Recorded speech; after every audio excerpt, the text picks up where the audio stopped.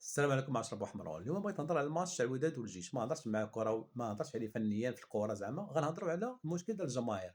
ما فهمتش الجمهور ديال الجيش الوداد عطاو على تذكيره، ما عرفتش علاش.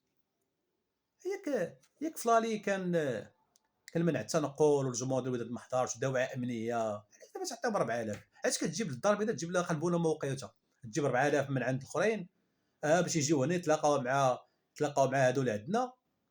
والكراهيه اللي كاينه دابا هاد 10 سنين 15 عام، شنو هو تنوض التهراس وشنو قتيله تنوض؟ شنو كتقولوا بنادم ما كتفركع؟ ما يمكنش. صافي الحساسيه اللي كاينه دابا خاص المستقبل هو اللي يدخل الجمهور ديالو. شاد من بيطاح، ولكن الوداد ما لقاوش فيها شي راجل، لقاو فيها رئيس من باطح. اش عطيهم اخويا 4000 تذكيره وانت منافس معاهم تعطيهم 4000 تذكيره؟ علاش؟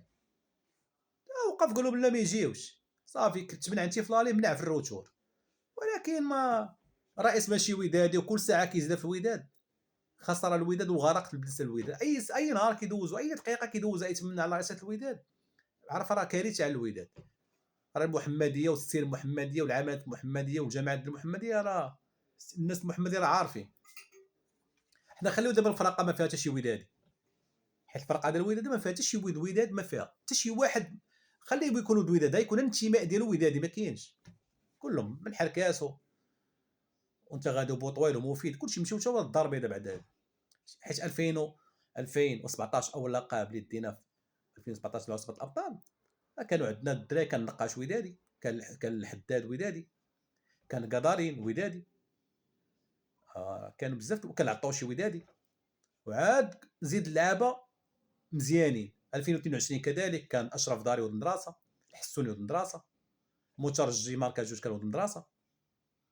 وعاد زاد كانوا وداديين الدراري، كانوا شحال من واحد تما ودادي تيموت على الوداد. هذا هو الفرق. دابا عندك مرتزقه كيلعبوا بالمقابل، ما كيموتوش على التوني باش كتفرجوا في الماتش.